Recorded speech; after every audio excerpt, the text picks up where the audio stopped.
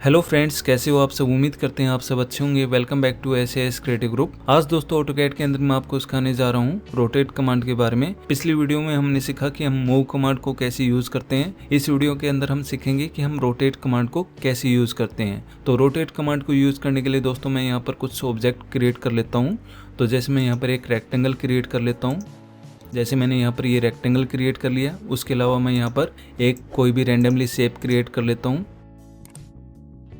तो यहाँ पर ये मैंने पॉलीलाइन से एक रैंडमली शेप क्रिएट कर लिए। उसके अलावा दोबारा मैं यहाँ पर एक रेक्टेंगल ये भी क्रिएट कर लेता हूँ और एक यहाँ पर मैं लाइन क्रिएट कर लेता हूँ एक एंगल के अंदर। जैसे यहाँ पर ये लाइन ये क्रिएट कर लेता हूँ। ओके, तो यहाँ पर ये मैंने डिफरेंट शेप क्रिएट कर लिए। अब यहाँ पर हम रोटेट कमांड लेंगे। रोटेट कमांड हम रिबन बार में से यहाँ से ले सकते हैं या उसके अलावा हम डायरेक्ट शॉर्टकट कमांड भी अप्लाई कर सकते हैं इसकी, RO। जैसे हम यहाँ पर RO टाइप करेंगे तो इस लिस्ट के अंदर हमारे पास पहले नंबर पे आ जाएगी रोटेट कमांड। तो हम डायरेक्ट यहाँ पर क्लिक करके भी ले सकते हैं या हम RO टाइप करके एंटर या स्पेस बार प्रेस करके भी रोटेट कमांड को यूज़ कर सकते हैं। तो जैसे मैं यहाँ पर रोटेट कमांड ये ले लेता हूँ यहाँ से। उसके बाद में ये हमसे पूछा सिलेक्ट ऑब्जेक्ट कि आपको कौन से ऑब्जेक्ट को रोटेट करना है। तो जैसे मैं यहाँ पर इस ऑब्जेक्ट को सिलेक्ट कर लेता हूँ और राइट क्लिक करता हूँ। अब यहाँ पर ये हमसे पूछेगा स्पेसिफाई बेस पॉइंट कि आपको ये ऑब्जेक्ट जो है वो कहाँ से रोटेट करना है, किस पॉइंट से रोटेट करना है, ये हमसे वो पूछ रहा है। अगर मैं यहाँ पर बेस पॉइंट इसका ये रखता हूँ तो ये ऑब्जेक्ट जो हमारा यहाँ से इस पॉइंट से रोटेट होना स्टार्ट हो जाएगा। जैसे मैं यहाँ पर इसको रोटेट करना चाह रहा हूँ 45 डिग्री एंगल के ऊपर, तो मैं यहाँ पर 45 एंटर कर सकता हूँ। जस्ट टाइप करूँगा 45 और फिर उसके बाद यहाँ पर एंटर करेंगे तो ये हमारा जो रेक्टेंगल है ये 45 डिग्री के अंदर रोटेट हो जाएगा। अभी मैं यहाँ पर Ctrl Z कर लेता हूँ तो ये हमारा रेक्टेंगल वापस उसी पोजीशन में आ गया है। अब दोबारा हम यहाँ पर रोटेट कमांड लेंगे और यहाँ पर मैं इस ऑब्जेक्ट को सिलेक्ट कर लेता हूँ, राइट क्लिक करता हूँ।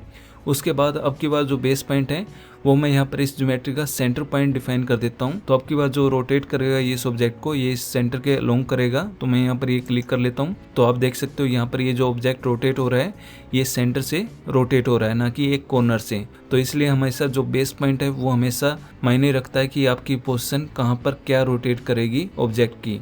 तो इसलिए हमेशा जो बेस पॉइंट है वो हमेशा ध्यान से दीजिएगा ताकि आप ऑब्जेक्ट को आपकी जो रिक्वायरमेंट है उसके हिसाब से रोटेट कर सको। तो जैसे मैं यहाँ पर अगर इसको 90 डिग्री के ऊपर रोटेट करना चाह रहा हूँ तो यहाँ पर मैं ऑर्थो मोड को ऑन ऑफ भी कर सकता हूँ ताकि ये हमारा प्रॉपरली एक डायरेक्शन के अंदर रोटेट हो, या मैं डायरेक्ट ऑर्थो ऑफ करके यहाँ पर डायरेक्ट वैल्यू एंटर कर लेता हूँ 90। एंटर करेंगे तो ये हमारा 90 डिग्री के अंदर रोटेट हो जाएगा।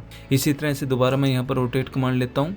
अब यहाँ पर ये सिलेक्ट कर लेता हूँ ऑब्जेक्ट, राइट क्लिक करेंगे, यहाँ पर ये सिलेक्ट कर लेता हूँ बेस पॉइंट और इसको मैं किसी भी एंगल के ऊपर रोटेट कर सकता हूँ। जैसे मैं यहाँ पर 45 एंटर कर लेता हूँ तो ये हमारा 45 डिग्री एंगल के ऊपर रोटेट हो जाएगा। अब उसके बाद में दोबारा हम यहाँ पर रोटेट कमांड लेते हैं। अब जैसे मैं यहाँ पर इस रोटेट कमांड को इस ऑब्जेक्ट के ऊपर अप्लाई करता हूँ, राइट क्लिक करता हूँ, तो आप देख सकते हो ये बेस पॉइंट पूछ रहा है। बेस पॉइंट जैसे मैं यहाँ पर ये दे देता हूँ और अब की बार यहाँ पर आपको कुछ ऑप्शन दिखाई दे रहे हैं नीचे की तरफ, ये हमारे कॉपी रेफरेंस। तो जैसे मैं यहाँ पर कॉपी कर लेता हूँ।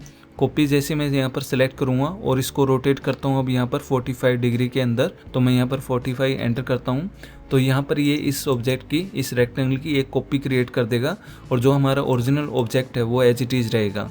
तो इस तरह से हम यहाँ पर रोटेट कमांड के अंदर कॉपी कमांड का यूज़ कर सकते हैं। अब दोबारा मैं यहाँ पर रोटेट कमांड लेता हूँ और उसके बाद सिलेक्ट ऑब्जेक्ट करता हूँ, राइट क्लिक करता हूँ, बेस पॉइंट इसका यहाँ पर ये देता हूँ। अब नेक्स्ट जो ऑप्शन आ रहा है वो आ रहा है यहाँ पर रेफरेंस का। तो ये जो ऑप्शन है बहुत ज़्यादा यूज़फुल है दोस्तों, इसका हम ड्राइंग के अंदर काफ़ी अच्छे तरीके से यूज़ भी कर सकते हैं। तो इसके लिए जैसे मैं यहाँ पर आपको एक एग्जांपल के तौर पे सिखाता हूँ कि हम कैसे यूज़ करेंगे। तो यहाँ पर मैं एस्केप की दबाता हूँ अभी कमांड से एग्जिट करने के लिए। तो अभी जैसे मुझे यहाँ पर ये जो रेक्टेंगल है ये इसके अलोंग मुझे रोटेट करना है, इस लाइन के अलोंग, जो इस लाइन का एंगल है उसके अलोंग ही मुझे यहाँ पर इस रेक्टेंगल का एंगल चाहिए है। तो उस एंगल के अलोंग हम कैसे क्रिएट कर सकते हैं, दो तरीके हैं। अगर आपको इस लाइन के लाइन ही अगर रोटेट करना है ऑब्जेक्ट को तो आप यहाँ पर इस ऑब्जेक्ट को यहाँ पर मूव कर सकते हो। M एंटर करेंगे, यहाँ पर इसका जो बेस पॉइंट है यहाँ पर ये कॉर्नर डिफाइन कर देता हूँ और फिर यहाँ पर ये क्लिक कर देता हूँ। अगर आपको यहाँ पर इस रेक्टेंगल की इस टॉप एज को अगर रोटेट करना है इस लाइन के लॉन्ग तो हम यहाँ पर इस पॉइंट को सिलेक्ट करेंगे और यहाँ पर ये फिक्स कर देंगे इधर। तो इस तरह से हम खुद ही डिसाइड कर सकते हैं कि हमें ऑब्जेक्ट को कहाँ से रोटेट करना है। अब यहाँ पर रोटेट कमांड लेते हैं, उसके बाद मैं यहाँ पर ये रेक्टेंगल सेलेक्ट कर लेता हूँ और फिर ये हमसे पूछेगा स्पेसिफाई बेस पॉइंट मैं यहाँ पर ये डिफाइन कर देता हूँ। फिर यहाँ पर ये पूछेगा रेफरेंस, तो मैं यहाँ पर रेफरेंस के ऊपर क्लिक करता हूँ। अभी यहाँ पर आपको 3 पॉइंट ही डिफाइन करने हैं। यहाँ पर जो फर्स्ट 2 पॉइंट रहेंगे वो रहेंगे आपका जो रेफरेंस ऑब्जेक्ट है उसकी जो रेफरेंस एज है जिसको आप रोटेट करना चाह रहे हो उस लाइन के लॉन्ग। फर्स्ट 2 पॉइंट आपको उस लाइन के एंगल डिफाइन करने के लिए यूज़ करने हैं। तो फर्स्ट पॉइंट जैसे मैं यहाँ पर ये क्लिक कर देता हूँ, सेकंड पॉइंट जैसे यहाँ पर इस लाइन का एंड पॉइंट डिफाइन कर देता हूँ, तो ये हमारा क्या करेगा, इस लाइन को एज ए रेफरेंस रीड कर लेगा कि इसका एंगल करंटली क्या है। तो मैं यहाँ पर इस लाइन का एंड पॉइंट ये सिलेक्ट कर लेता हूँ। उसके बाद यहाँ पर ये हमसे पूछेगा स्पेसिफाई न्यू एंगल, तो न्यू एंगल में यहाँ पर इस लाइन का ये एंड पॉइंट डिफाइन कर दूंगा। तो ये हमारा जो ऑब्जेक्ट है वो हमारा इस लाइन के अलोंग रोटेट हो जाएगा। अभी जैसे मैं यहाँ पर दोबारा Ctrl+Z दबाता हूँ, अब यहाँ पर मैं मूव कर लेता हूँ इस ऑब्जेक्ट को नीचे की तरफ, यहाँ पर ये सिलेक्ट कर लेता हूँ। अब यहाँ पर नीचे की तरफ मुझे इसको रोटेट करना है रेक्टेंगल को इस लाइन के अलोंग, तो मैं यहाँ पर रोटेट कमांड लगाऊंगा दोबारा, यहाँ पर ये सिलेक्ट करूँगा, राइट क्लिक करूँगा, बेस पॉइंट ये डिफाइन कर दूंगा, R एंटर कर सकते हैं या डायरेक्ट रेफरेंस को सिलेक्ट कर सकते हैं। फर्स्ट पॉइंट मैं यहाँ पर ये सिलेक्ट कर लेता हूँ, सेकंड पॉइंट मैं यहाँ पर ये सिलेक्ट कर लेता हूँ और थर्ड पॉइंट मैं यहाँ पर ये सिलेक्ट कर लेता हूँ। तो इस तरह से हम यहाँ पर इस रेक्टेंगल को इस लाइन के अलोंग रोटेट कर सकते हैं। ओके फ्रेंड्स, तो इस तरह से यहाँ पर हम मल्टीपल ऑप्शन यूज़ करते हैं रोटेट कमांड के। आई होप आपको ये वीडियो समझ में आई होगी। एंड दोस्तों, अगर आपका कोई भी क्वेश्चन है तो आप हमें कमेंट करके पूछ सकते हो इस वीडियो के नीचे।